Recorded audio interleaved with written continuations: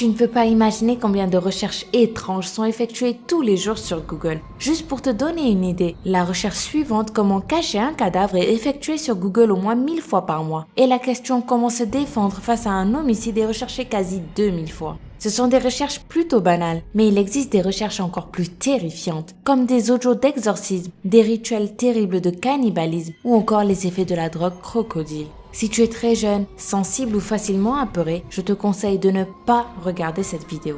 Mais si tu veux vraiment le faire, je t'avertis que tu es responsable de tout ce qui va t'arriver si tu décides d'effectuer ces recherches. Si tu as du courage, tu vas découvrir maintenant les 7 recherches que tu ne dois jamais faire sur Google. Les rituels du cannibale de Rothenburg.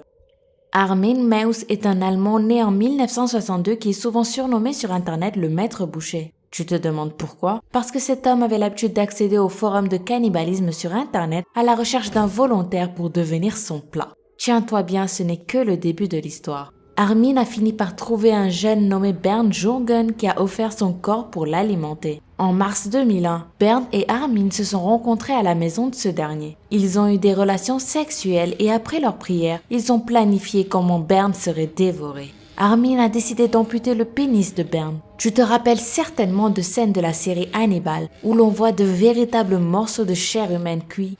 Armin a fait la même chose. Après avoir sectionné le pénis de Bernd, il l'a cuit dans une poêle avec de l'ail et du poivre et ils l'ont ensuite dégusté tous les deux ensemble. Je vais m'arrêter ici car la suite est horrible. Les images de ce rituel ont été enregistrées par Armin. Un conseil, ne cherche pas ça sur Google. Enregistrement macabre. As-tu déjà entendu parler d'un certain Slenderman? Si ce n'est pas le cas, tiens-toi prêt à être terrifié. Slenderman est le nom attribué à une créature horrible qui kidnappe des enfants. Tu n'y crois pas trop? C'est parce que tu ne connais sûrement pas l'histoire de Thomas Neely qui circule sur Internet. En 1989, ce père de famille a envoyé sa fille Jessica jouer avec quelques amis du voisinage. Sauf que Jessica n'est jamais rentrée. Quand il appela les voisins pour avoir des nouvelles, on lui apprit que pourtant, sa fille était déjà partie depuis une bonne demi-heure. Le trajet à la maison est en cours, Jessica était censée rentrer depuis un bon moment. Inquiet, Thomas est sorti pour chercher sa fille dans une forêt proche de la maison. Et là, une surprise terrifiante l'attendait. Slenderman en personne. Effrayé, le père courut aussi vite qu'il pouvait au poste de police pour raconter ce qu'il venait de voir et un enregistrement de son témoignage fut fait. Cet enregistrement est terriblement choquant. Si tu as assez de courage pour l'écouter, je te recommande d'utiliser des écouteurs et de t'apprêter à ne pas dormir cette nuit. La malédiction du nombre 13.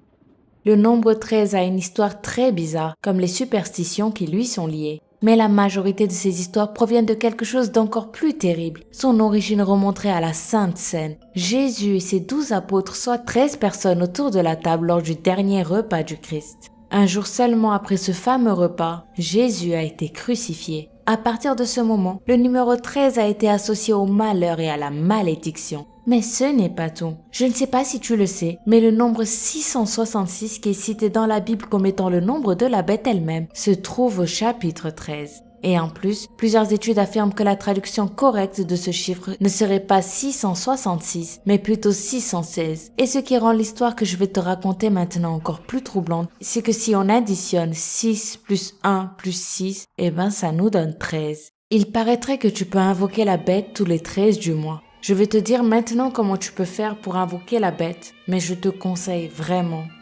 de ne jamais essayer. Pour faire appel à la bête, tu dois regarder ton reflet dans un miroir dans une salle obscure à 3 heures du matin. Une fois que tes yeux se seront adaptés à l'obscurité, tu dois maintenant répéter 3 fois la phrase « Oui, le 13, je suis là ».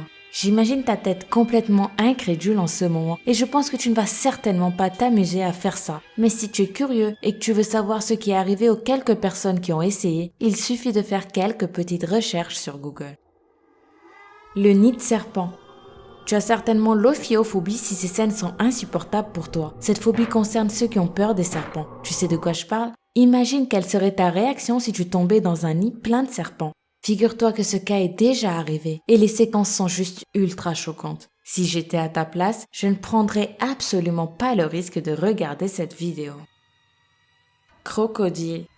As-tu déjà entendu parler de la drogue crocodile? Cette drogue est apparue en 2002 dans l'est de la Russie et de la Sibérie. Elle s'est répandue rapidement de plus en plus auprès des jeunes Russes, surtout ceux issus des classes défavorisées. Ils trouvent dans cette drogue le moyen d'échapper à leur quotidien. Son succès, cette drogue le doit à sa facilité d'acquisition et à son prix très bas par rapport à d'autres drogues comme l'héroïne.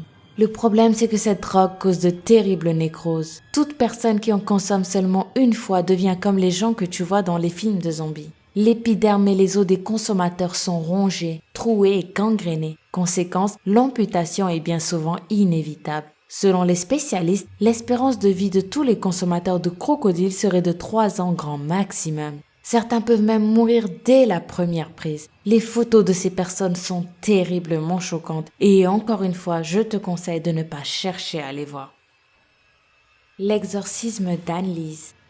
L'histoire de l'exorcisme d'Anneliese Michel est vraiment tragique. Cette jeune Allemande est morte de faim et de soif après avoir subi de nombreux exorcismes, mais personne ne sait si son cas relevait de la possession démoniaque ou de la schizophrénie. Pendant des années, Anneliese a été victime de violentes convulsions. Des visages diaboliques apparaissaient plusieurs fois par jour et elle entendait des voix qui lui assuraient qu'elle allait aller en enfer. Sa famille très religieuse a demandé l'aide de 2 prêtres exorcistes et ces derniers ont pensé qu'elle était possédée par un démon. Ils ont donc effectué 67 rituels d'exorcisme en 10 mois sur la pauvre Anneliese. Tout au long des séances qui duraient 4 heures à chaque fois, Anneliese déchirait ses habits, buvait son urine, mangeait des mouches, des araignées, du charbon et des têtes d'oiseaux morts. Tu peux trouver les audios originaux des séances d'exorcisme d'Anneliese sur internet et crois-moi, ils sont vraiment bizarres et horrifiants. Tu ne vas certainement pas aimer entendre ce genre de choses. L'édifice Joelma.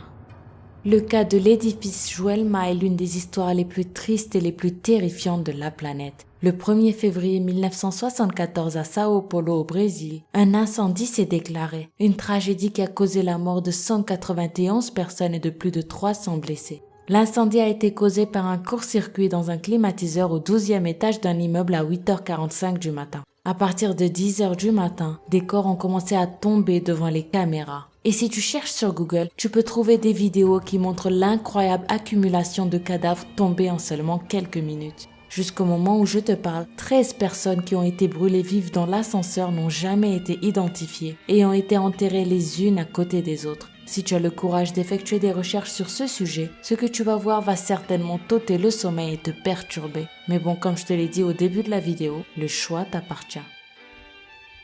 Dis-moi en commentaire si tu as déjà effectué l'une de ces recherches sur Google. Laquelle as-tu eu le courage de faire? Si tu as aimé cette vidéo, n'hésite pas à mettre un gros pouce bleu et je te dis à demain pour une nouvelle vidéo. Bye bye!